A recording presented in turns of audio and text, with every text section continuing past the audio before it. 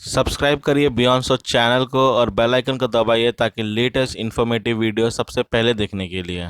नमस्कार दोस्तों, मैं आपका होस्ट और दोस्त स्वागत करता हूं एक कमाल के डिमांडिंग वीडियो में। तो क्या हम टाइम में ट्रैवल कर सकते हैं? जिसका आंसर है हाँ भाई, बिल्कुल हम टाइम में ट्रैवल कर सकते हैं। और आप लोग ने कुछ प्रूफ्स या एविडेंस भी देखा होगा। तो आज मैं बात करने वाला हूँ कैसे हम टाइम में ट्रैवल कर सकते हैं, और जो हर एक आदमी के बचपन का सपना होता है कभी ना कभी कि भाई टाइम में तो ट्रैवल कर सकते। तो ये वीडियो में हम इसी चीज़ के ऊपर बात करेंगे, तो वीडियो पूरा देखें। तो चलिए लेट्स बिगिन।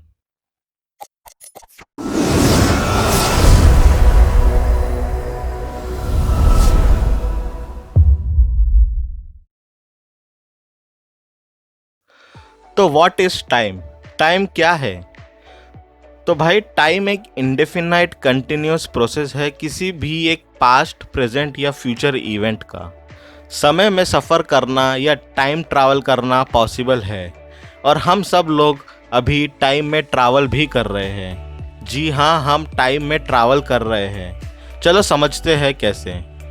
देखो दोस्तों, हम लोग एक साल ट्रैवल करते हैं हमारे बर्थडे के बीच। मतलब एक साल के बाद जब हमारा बर्थडे आता है, जिसमें हर एक सेकंड के हिसाब से चलता है।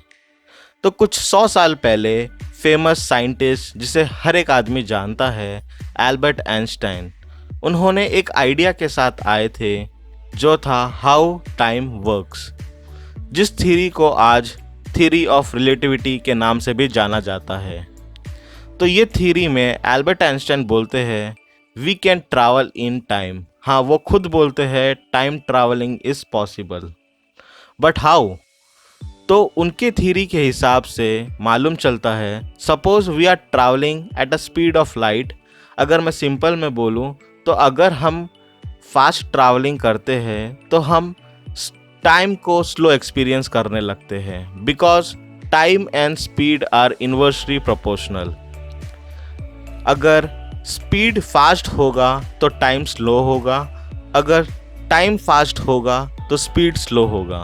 दैट मीन्स अगर आपको पास्ट में ट्रैवल करना है तो आपका स्पीड फास्ट रहना चाहिए और आप टाइम को स्लो एक्सपीरियंस करोगे, या अगर आपको फ्यूचर में ट्रैवल करना है तो आपका स्पीड स्लो रहना चाहिए और आप टाइम को फास्ट एक्सपीरियंस करोगे। चलो इसको एक एग्जांपल से समझते हैं। एज्यूम अभी प्रेजेंट अर्थ पे नॉर्मल टाइम चल रहा है, नॉर्मल स्पीड चल रहा है। दैट मीन्स एक सेकेंड में एक सेकेंड ही गुजर रहा है, और हमारा ईयर है 2020। तो पहला केस है, सपोज हमें पास्ट में ट्रैवल करना है, तो आपको नॉर्मल स्पीड से भी ज़्यादा स्पीड में ट्रैवल करना पड़ेगा, और जो भी टाइम ट्रैवलर रहेगा उसके लिए टाइम बहुत स्लो चलने लगेगा। दैट मीन्स कि नॉर्मल टाइम धरती पे 2040 है तो टाइम ट्रैवलर के लिए 2025 रहेगा।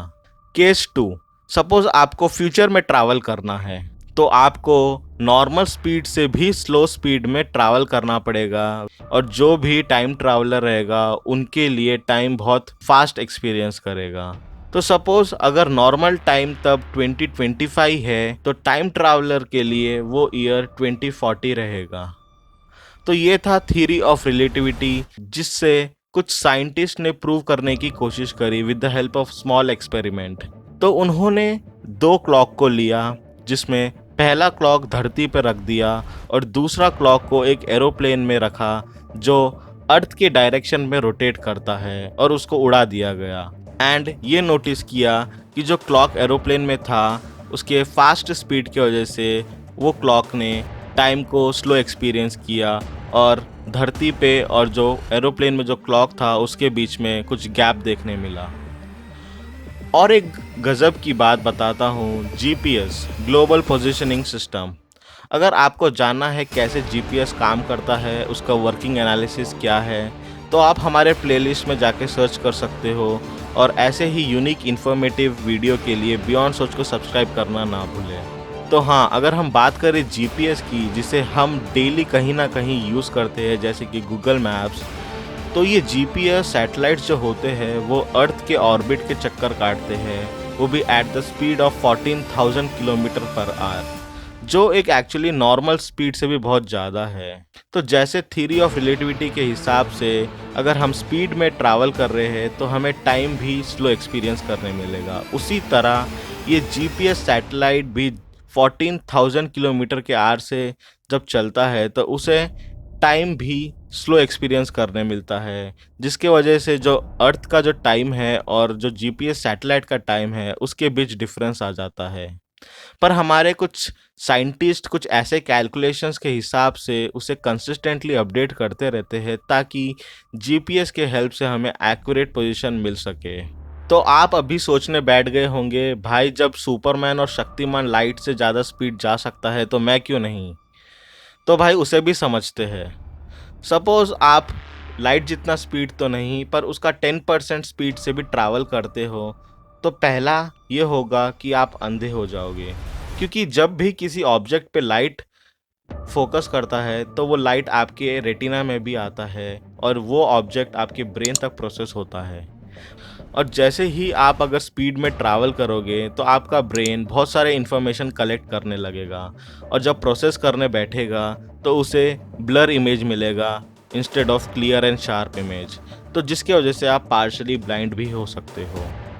और दूसरी बात, अगर आप 10% ऑफ लाइट की स्पीड से भी ट्रैवल करते हो, जो हवा में जो एयर मॉलिक्यूल्स रहते हैं वो आपके ऑपोजिट डायरेक्शन में आने लगेगा और जो ये एयर मॉलिक्यूल्स होते हैं वो आपके बॉडी के साथ फ्रिक्शन क्रिएट करते हैं, जिसके वजह से इंस्टेंटली आपके बॉडी में फायर लगेगा और आपका बॉडी ऐश में कन्वर्ट हो जाएगा। तो अभी आप सोच रहे होंगे कि भाई मैं उस जगह पे जाऊंगा जिधर एयर मॉलिक्यूल्स नहीं है, लाइक स्पेस, क्योंकि हमें मालूम है कि स्पेस एम्प्टी है। पर आप गलत हो, क्योंकि स्पेस एम्प्टी तो है पर उसमें इतने सारे बिलियन ऑफ एटम्स हैं जो फ्लोट करते रहते हैं। और जब भी आप एक लाइट की स्पीड से ट्रैवल करोगे तो आप कहीं ना कहीं एक एटम के साथ एनकाउंटर करोगे, जिसके वजह से जब कोलिजन होगा तो आपके बॉडी में एक रेडिएशन क्रिएट होने लगेगा या प्रोड्यूस होगा, जिसके वजह से इंस्टेंटली आपकी मौत भी हो सकती है। तो एट द एंड अगर हम समराइज करें तो टाइम ट्रैवलिंग हम कर रहे हैं, बट इन केस हमें 5 साल या 10 साल आगे पीछे जाना है, for time being it's not possible, या फॉर टाइम बिंग फ़िलहाल के लिए पॉसिबल नहीं है, क्योंकि अगर हम लाइट के स्पीड से गए तो आपको मालूम है क्या होगा हमारे साथ, क्योंकि हम ना शक्तिमान है ना सुपरमैन। बट फ्यूचर में शायद से ये पॉसिबल हो सकता है जिधर किसी के हेल्प से हम फास्ट ट्रैवलिंग कर सकें। तो होप आपको अब समझ आ गया होगा, और अगर आपको ऐसे ही वीडियोस और चाहिए तो लाइक शेयर एंड सपोर्ट करना ना भूले by simply subscribing to this channel. मिलते हैं ऐसे ही कमाल के वीडियो में, तब तक के लिए स्टे सेफ, स्टे लर्निंग।